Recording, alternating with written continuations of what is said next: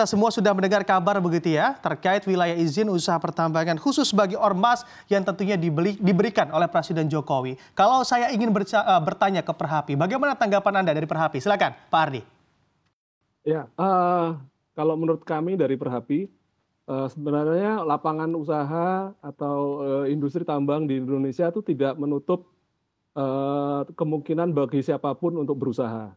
Karena sudah diatur dalam satu regulasi yang cukup ketat ya, dari hulu dan sampai hilir dari industri pertambangan, itu semua sudah diatur, baik dari undang-undang, PP, permen, perpres, sampai macam-macam, dan itu sifatnya terbuka bagi siapapun untuk berusaha dan berinvestasi di sektor industri pertambangan di Indonesia. Mau itu PMA, PMDN. Nah, kalau PMA, PMDN itu sudah ada sebelumnya, kemudian ada juga BUMN, BUMD, dan sekarang dibuka untuk badan usaha yang dimiliki oleh ormas keagamaan. Jadi saya rasa itu bukan hal yang bukan hal yang baru, tapi hanya penambahan perluasan dari siapa saja yang boleh berusaha di bidang industri pertambangan di Indonesia. Oke, ini bukan hal yang baru begitu ya Pak Ardia, dan juga Ya. fine-fine saja karena memang persyaratannya yang Anda katakan ketat tadi di Kementerian SDM. Kalau dari pelaku usaha atau dari Kadin, bagaimana Pak Rizky? Ya, kalau kami memandang seperti ini Mas Bram, sebenarnya kan semangat dari pemerintah ini sangat baik ya. Karena itu pun juga sudah tertulis dalam PP nomor 25 tahun 2024 bahwa untuk meningkatkan kesejahteraan masyarakat. Ya, jadi semangat ini dulu yang harus kita tangkap, bahwa disinilah negara hadir ya, khususnya untuk ormas-ormas keagamaan yang memang punya jasa pada sejarah panjang bangsa kita. Nah, hanya memang tadi kan Presiden juga menyampaikan kan bahwa ini tidak diberikan kepada ormas loh, ini diberikan kepada badan usahanya. Apakah itu nanti PT bentukannya atau koperasi dan lain sebagainya kan. Tentunya itu juga akan nanti menyesuaikan kepada apa yang disampaikan itu adalah rezim dari rezim undang-undang PT ya. Nah, juga sisi yang lain, kalau tadi Presiden juga menyampaikan bahwa nanti persyaratannya ketat, menurut saya itu pun harus berlaku sama untuk semua ya. Karena bagaimanapun juga kan di dalam Undang-Undang nomor 3 tahun 2020 itu menyatakan bahwa hanya boleh diberikan pada prioritas utama itu kepada BUMN maupun BUMD.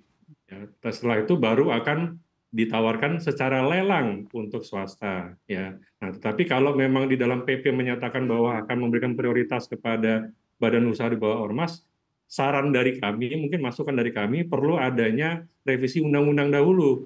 Karena kalau tidak nanti ini jadi implikasi ke belakang jadi nggak bagus. Kenapa? Karena ini nabrak undang-undang. Ya, jadi saran dari kami mungkin ini perlu dilakukan revisi undang-undang dahulu atau mungkin Presiden menerbitkan Perpu misalnya, gitu kan, khusus untuk bisa agar PP ini berjalan. Nah, sisi yang lain yang kita juga perlu lihat juga bahwa kan nanti mekanisme juklak dan juknis ini akan diatur lebih lanjut di dalam peraturan Presiden. Jadi mungkin ini yang perlu nanti kita samakan persepsi juga kepada pemerintah gitu kan, apa sih mekanisme yang baik semuanya agar juga nanti kita kan inginnya agar apa? Semua cadangan yang ada ini bisa kita gunakan sebaik-banyaknya untuk kemakmuran bangsa gitu kan. Tetapi juga jangan sampai nantinya malah mungkin ada implikasi hukum gitu kan. Karena ini masih berbeda loh kalimatnya di undang-undang. Undang-undang mengatakan prioritas itu kepada BUMN BUMD, selanjutnya lelang itu kepada swasta ya kan. Nah, sekarang muncul lagi ada semangat yang baru itu adalah untuk agar ormas pun juga diberikan kesempatan juga. Nah, jadi ormas pun juga harus membentuk badan usaha, dan badan usaha itu nanti yang akan mengajukan proposal kepada pemerintah. Nah, tentunya persyaratannya pun juga harus sama karena sama-sama PT nih, baik PT bentukan anak perusahaan misalnya PT yang berafiliasi kepada ormas keagamaan maupun PT yang swasta-swasta yang biasa gitu kan. Jadi tentunya harus ada persamaan hukum di antara semua warga negara ya. Jadi dalam hal ini ya nanti mungkin persyaratannya misalnya kemampuan keuangannya juga seperti apa gitu kan. Karena itu pun juga jelas dalam PP itu kan bahwa kepemilikan sahamnya itu harus mayoritas dimiliki oleh ormas gitu kan. Sisanya mungkin nanti boleh di luar dari ormas. Nah, tentunya kedua, karena ini kan dunia tambang ini padat teknologi, padat modal ya. Jadi kita juga nggak bisa sembarangan untuk menjalankan usaha di bidang tambang ini apabila kita tidak mempunyai kemampuan keuangan yang cukup. Ya tentunya nantinya saya yakin mungkin dalam hal ini saya yakin ormas-ormas keagamaan juga sangat mampu ya untuk dapat menghidupi badan-badan usaha yang khususnya bergerak di sektor tambang.